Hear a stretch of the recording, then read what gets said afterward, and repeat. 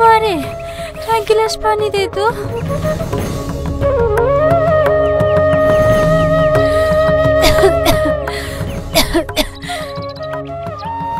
এলো মা।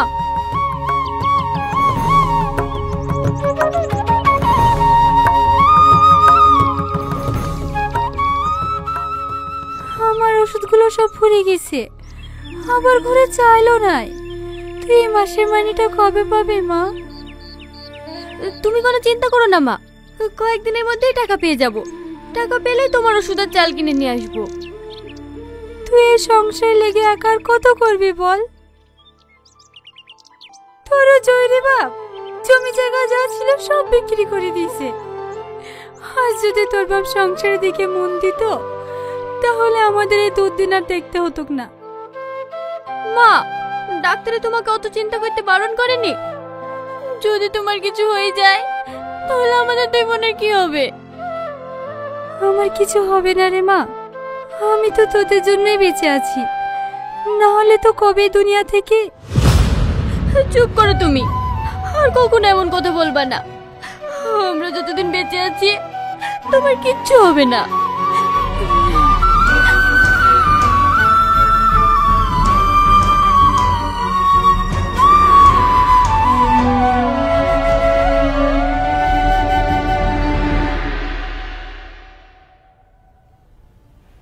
আসবো স্যার? হ্যাঁ এসো। বলো। স্যার, আমার রেজাল্টটা নেওয়া হয়নি, ওইটা নিতে এসেছি। বাড়িতে সারাদিন কি করো? মায়ের শরীর খারাপ তো, বাড়ির সব কাজ আমাকেই করতে হয়, তাই আসা হয়নি। ও,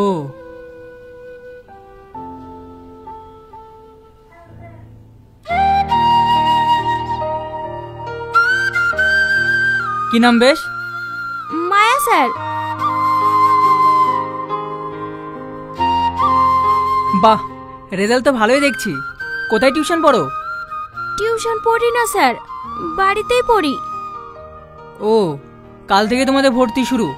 এইবার তোমাদের ক্লাসের সুবিধার্থে প্র্যাকটিক্যাল রুম করা হয়েছে, সেই জন্য এবার তোমাদের ভর্তির ফিসটা একটু বেশি।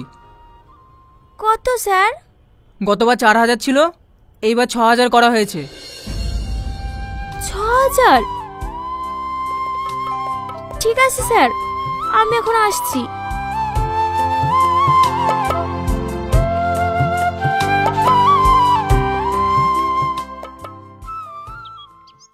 কি রে, মন খারাপ করে বসি কেন? কি হয়েছে? জানিস সাথী, সবাই কলেজে ভর্তি হয়েছে, আমি এখনো ভর্তি হতে পারলাম না। আব্বা যদি কাজকর্ম করতো তাহলে আমারও কলেজে ভর্তি হওয়া হতো, আর তোকে পরে পরে কাজও করতে হতো না। ভাবছি পড়াশোনা আর করবো না। ও, হে ব্যাপার, আমি থাকতে তুই অলি চিন্তা করিস নি। আমি নয় খালামার কাছ থেকে 2 মাসের বেতন অ্যাডভান্স নিয়ে নেবো, সেই টাকা দিয়ে তোকে কলেজে ভর্তি করে দেবো, আর মার জন্য ওষুধ নিয়ে আসবো। তুই আমার থেকে অনেক ছোট, কিন্তু তোর মনে আমার চেয়ে অনেক জোর, অনেক সাহস। আমি তোর বড় বোন হয়েও কিছু করতে পারলাম না।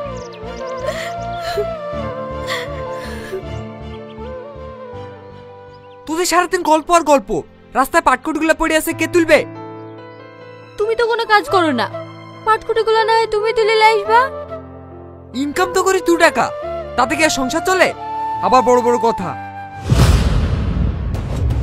আর বসে আছে একজন, এত করে বললাম বিয়েটা কর, উনি নাকি বিয়ে করবে না, পড়াশোনা করবে। বিধি বিদায় করতে পারলে অন্তত তোর ভাগের খাবারটা তো বাঁচতো। তোমার লজ্জা লাগে না এসব কথা বলতে? নিজ তো পুরুষ মানুষ হয়ে 1 টাকা ইনকাম করো না, দুবেলা দুটো খাও তো মেয়েদের টাকায়। চুপ কর তুই, আমার অনেক স্বপ্ন ছিল আমার 2টো ছেলে হবে, ওরা কাজকর্ম করবে আর আমি পায়ের পর পা তুলি খাবো। কোথা থেকে 2টো অপয়া জন্ম লিয়েছে। কি রান্না করেছি তাড়াতাড়ি আমাকে খেতে দে। তুমি হাত মুখ ধুয়ে আসো, আমি খাবার বাড়ছি।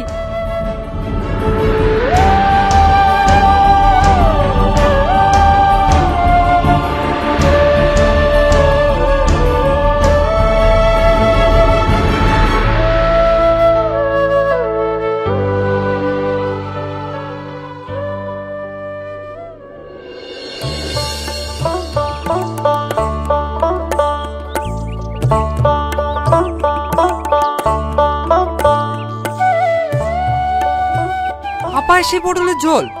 আর কোনো তরকারি রান্না করিসনি? না, ঘরে কোনো সবজি আছে নাকি? কটা পটল ছিল, ওই আলুতে ঝোল করেছে। সবজি ছিল না তো বাজার করে আনতে বলবি। বুড়ি এখনো কাজের টাকা পেয়েছে নাকি, তাই বাজার করে আনতে বলবো? কাজের টাকা পাইনি তো কাজ করে কি করতে? এই তরকারি দিয়ে ভাত খাওয়া হয়?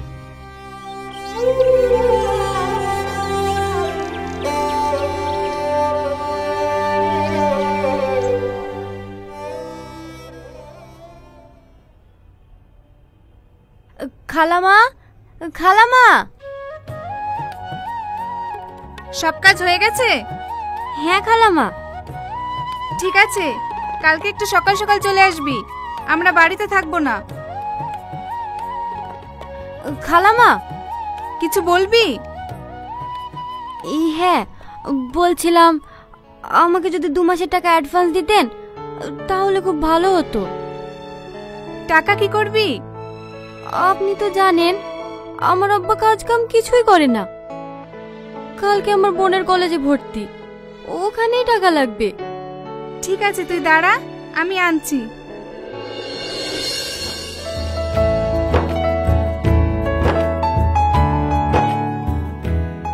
এই নে। সত্যি তোর মতো মেয়ে এই যুগে দেখাই যায় না। নিজের পড়াশোনা বন্ধ করে বোনকে পড়াচ্ছিস, আবার সংসারে সব খরচ নিজেই দিস। ঠিক আছে খালামা, আমি এখন আসি।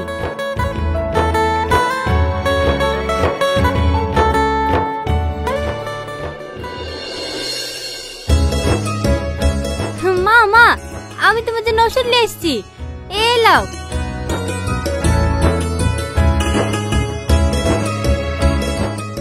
হে লেবুন।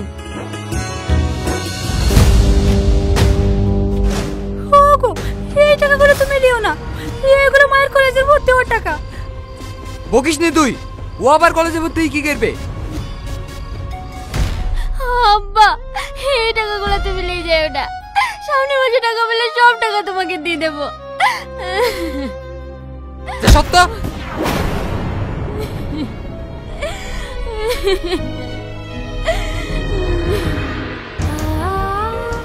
তুই কাঁদিস নি সাথী, আমি আর পড়াশোনা করবো না।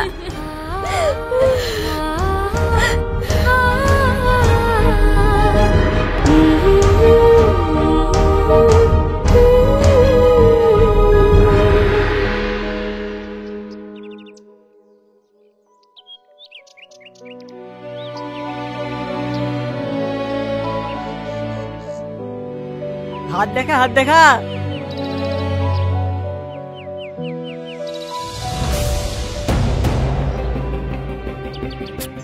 এইবার হেরে কেন? আমাকে কিছু টাকা ধার দে না, জিতিয়ে দিয়ে দেবো। না না, আমি তোকে টাকা ধার দিতে পারবো না। টাকা না তো ওটা কেন দেখি। এই সূর্য, তুই খেলবি? হ্যাঁ হ্যাঁ, খেলার জন্যই তো এতক্ষণ বসে আছি। ঠিক আছে, বস।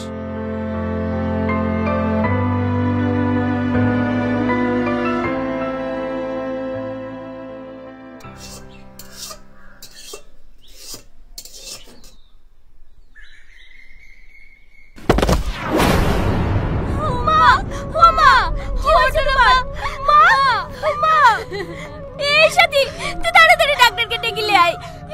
যাচ্ছি। মা, ও কথা বলো মা, ও মা, ও কথা বলো মা।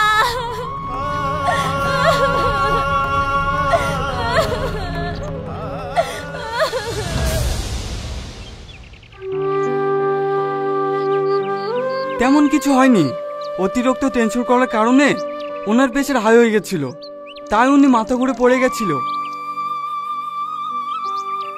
ওষুধগুলো টাইম টাইম খাইয়ে দেবেন, তাহলেই উনি সুস্থ হয়ে যাবে। ডাক্তারবাবু, আপনার ফিজ?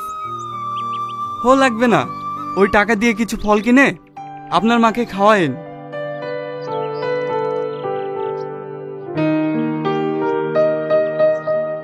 তোমাকে বারবার করে বলি, আমাদের জন্য চিন্তা করো না, হয় যদি তোমার কিছু হয়ে যেত। আরে পাগলি, ডাক্তারে বললো তো আমার কিছু হয়নি, তুই কাঁদছিস কেন? সেলিম, এই সেলিম। আব্বু তো বাড়িতে নাই চাচা, কিছু বলছেন? তোর আব্বার সাথে 50,000 টাকা পাবো, আজ দেবো কাল দেবো করে ঘুরাচ্ছে। দুদিনের মধ্যে যদি টাকা না দিতে পারে তাহলে তোদের সবাইকে এই বাড়ি থেকে বের করে দেবো। চাচা, এই বাড়িটা ছাড়া তো আমাদের কিছুই নাই। আপনি যদি আমাদেরকে বাড়ি থেকে বের করে দেন তাহলে আমরা কোথায় যাব বলেন? ঠিক আছে ঠিক আছে, তোর বাপ আসলে বলি দিস আমার টাকা যেন 1 মাসের মধ্যে দিয়ে আসে।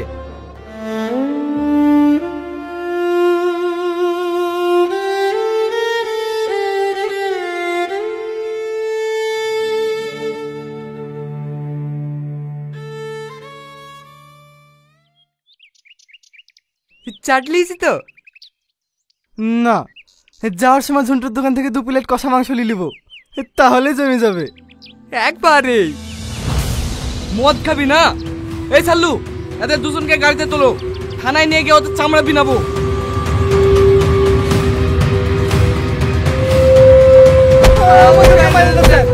আমরা জীবনে মদ খাবো না স্যার।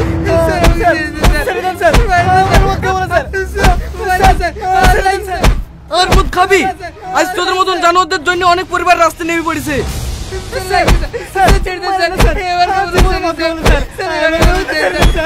স্যার, ম্যাডাম ফোন করেছে।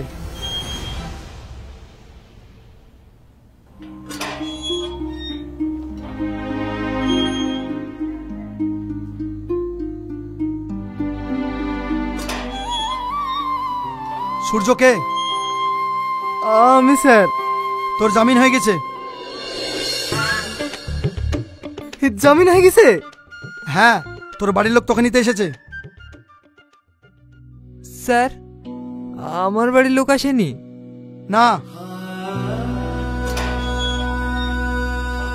আমি যদি আমার পরিবারের সাথে খারাপ ব্যবহার না করতাম, ওদের উপর অত্যাচার না করতাম, তাহলে হয়তো ওরাও আজকে আমাকে নিতে আসতো।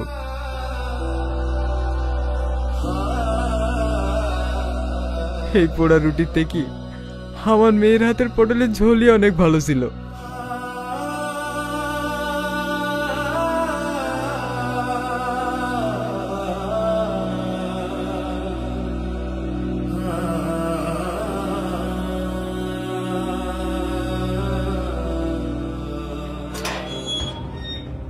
এই, তোর জামিন হয়ে গেছে।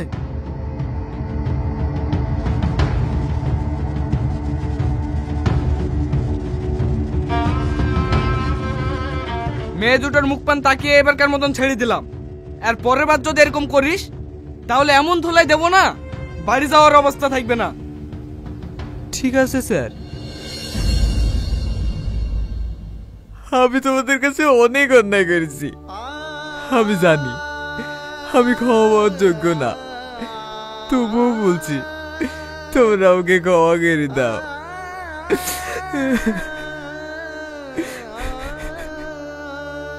ক্ষমা আমার কাছে না, তোমার মেয়ে দুটোর কাছে যাও।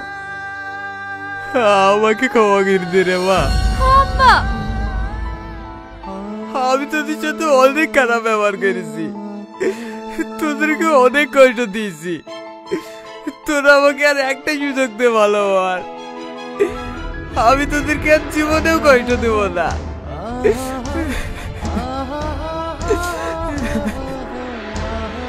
আম্মা।